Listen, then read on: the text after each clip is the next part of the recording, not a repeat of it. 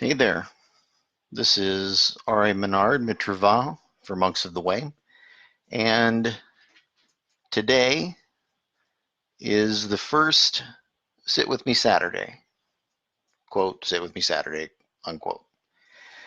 And I'm going to cover meditation stuff. Today, I believe I'd like to cover beads.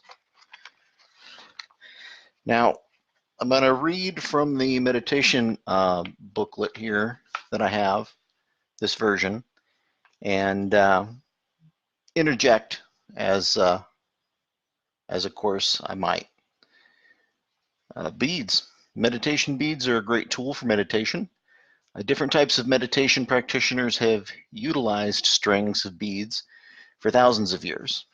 Now, it's entirely possible that Buddha invented their use in this respect, even though he did not advise that they be used as part of his teaching.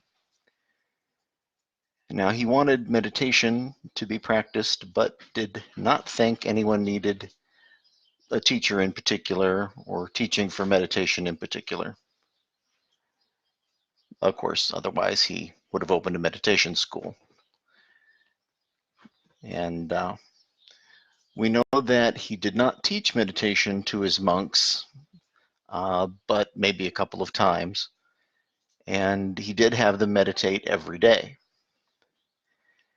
Now, we also know that while he rebuked the school of practice where he studied fasting and other extreme practices, he endorsed the meditation school he practiced with. And of course, you can make what you want out of that, but that's the truth.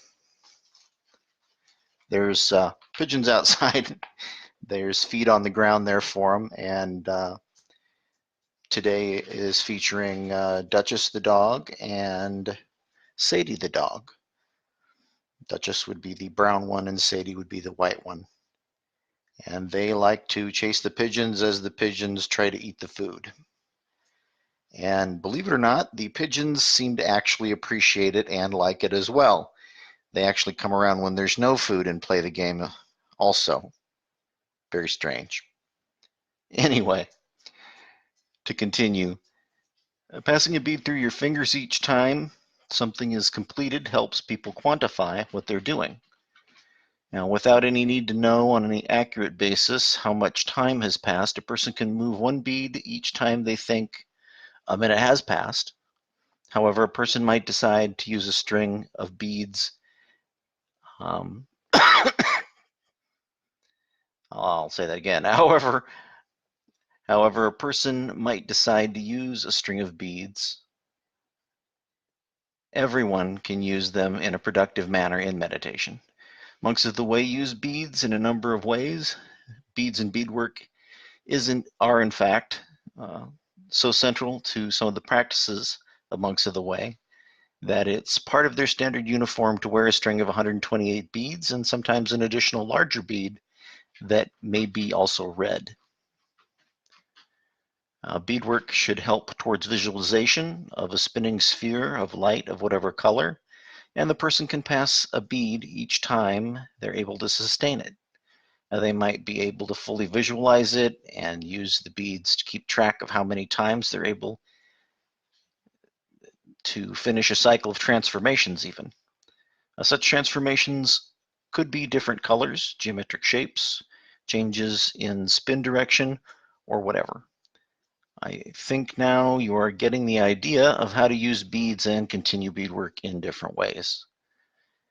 Practitioners that chant or use mantra can easily use beads and might find it necessary, being that a loss of regular mental capabilities during practice are generally required in order to practice it. Some have other ways to regulate their practice, but beads are quite common for those types of practice. Monks of the Way have one particular similar practice with beads in that without any need of counting or additional thought, they can delimit cycles of meditation, and every time a certain bead is encountered, or once every string cycle, they get to the big bead there, they build on what they're doing. I don't know that it was productive enough to add that in there, but I wanted people to know what an advanced practice might look like.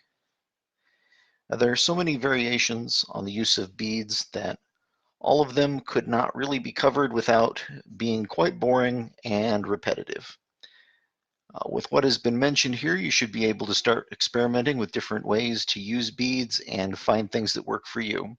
Any type of bead will work, and they don't need to be of any particular material. I would suggest cheap beads made of wood or large seeds.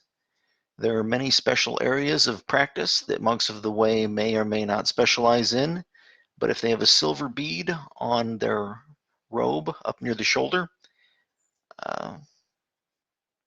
this means a specialization in meditation. That particular monk would know just about anything pertaining to meditation, and you could feel free to ask them. Do I have such a bead? Of course. Now, we've been talking for 12 minutes, and I don't want to make these things too long.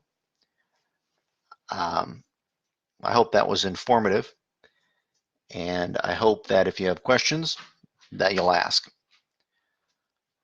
May truth remove delusion as light removes darkness. R.A. Menard for Monks of the Way. Thanks for having a listen.